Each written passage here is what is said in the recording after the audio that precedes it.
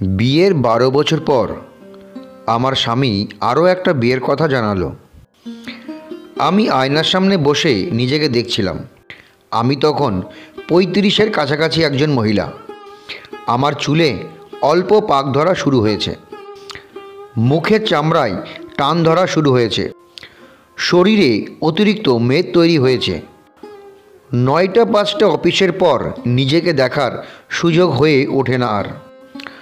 অপরদিকে অনন্যার বয়স 23 কিংবা 24, অথবা তার চেয়ে কম বা বেশি। কিছু কিছু মানুষের বয়স ঠিক আন্দাজ করা যায় না বলে ওর বয়সটাও আমি বুঝি না। আমার মেয়ে নুহার জন্মদিনে প্রথম দেখলাম। মেয়েটা সুন্দরী, আমার স্বামীর অফিসের নতুন কলিগ। বেশ ভাব তাদের। সুন্দরী মেয়েদের সাথে সব পুরুষের সখ্যতা থাকাটা স্বাভাবিক। আমি ওসবে নজর না দিলেও অন্যরা কথাটা আমার কানে দিয়েছিল।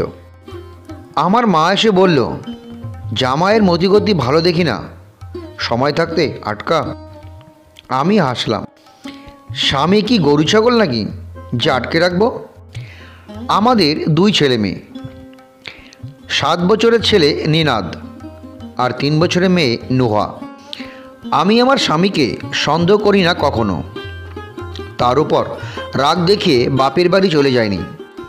তার পাশে থেকে চেয়েছি তাকে বুঝতে। তার নতুন বিয়ের কথা শুনেও চিৎকার চেঁচামেচি করিনি।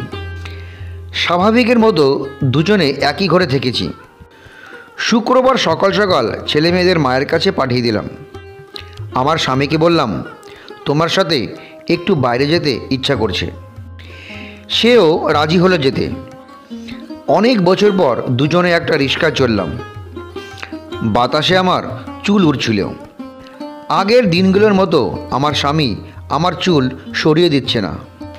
আমি লজ্জাও পাচ্ছি না আর, তবে ভালো লাগছিল। আমরা শহরের একটু শিশু সদনে এসেছি। আমার স্বামী আমার হাত চেপে ধরে বলল, এটা কি ঘুরতে আসার জায়গা নাকি? এখানে কেন? আমি তার উত্তর না দিয়ে তাকে নিয়ে ভিতরে ঢুকলাম। আমরা ভেতরে গেলাম। অফিস রুমে অনুমতি নিয়ে ভেতরের সব বাচ্চাদের থাকা জায়গাগুলো দেখলাম। আমার স্বামীকে বললাম, নিনাদ আর নুহার থাকার জন্য আজকেই ব্যবস্থা করে যাব নাকি পরে একদিন আসব? তুমি কি পাগল হয়েছ? ওরা এখানে কেন থাকবে? এখানে তো এতিম বাচ্চারা থাকে। আমাদের ছেলেমেয়েরা কি এতিম নাকি? তুমি আরেকটা বিয়ে করলে আমি কি বিয়ে না করে বাচ্চাদের নিয়ে থাকবো? আমার বিয়ে হলে আমার স্বামী কিংবা তোমার বউ নিশ্চয়ই আমাদের বাচ্চাদের দেখবে না। তাই আগেই ব্যবস্থা করে যাওয়া ভালো। কাপ পেজ ভেতরের পরিবেশ তো দেখলেই, বাসায় গিয়ে জানাবে। এই রকম পরিবেশে আমার ছেলেমেয়েরা থাকবে এটা আমি কখনোই চাইনি, আর চাইবও না। বাসায় চলো। আমি আর একটু বাইরে ঘুরতে চাই। পার্কে যাব, আসো। পার্কের বেঞ্চে কাপলদের ভিড়। শুক্রবারে মেলা বসেছে মানুষের। আমরা মাঝবয়সী মানুষের জন্য পার্ক নয়।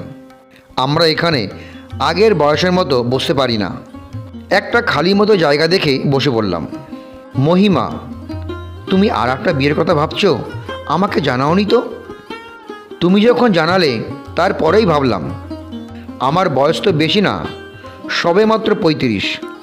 এখন বিয়ে করলে তাও সমাজ মানবে, পরে আর মানবে না। বাকি জীবন একা থাকা যায় নাকি? তাই ভাবলাম। তুমি সত্যিই চাও আমাদের ছেলেমেয়েরা শিশু সনাতে থাকুক? ওরা আমার কাছে থাকবে। আমি অনন্যকে সব বলবো। অনন্য তার নতুন সংসারে আমাদের ছেলেমেয়েদের নিয়ে থাকবে বলে আমার মনে হয় না। আর ছেলেমেয়েরা আমাকেই মা হিসেবে চেনে।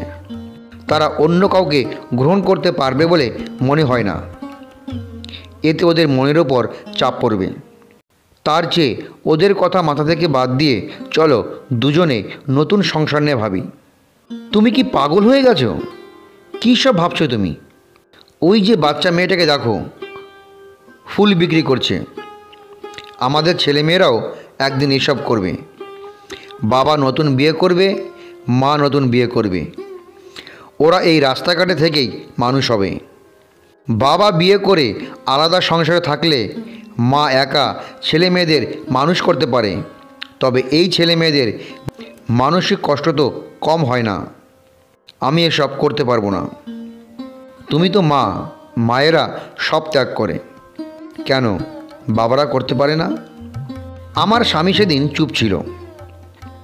আমি তাকে আর প্রশ্ন করিনি, শুধু বলেছিলাম সময় নাও, আমাকে জানাও। তারপর বিয়ের 30 বছর পার হলো। আমার স্বামী আর দ্বিতীয় বিয়ের কথা বলেনি।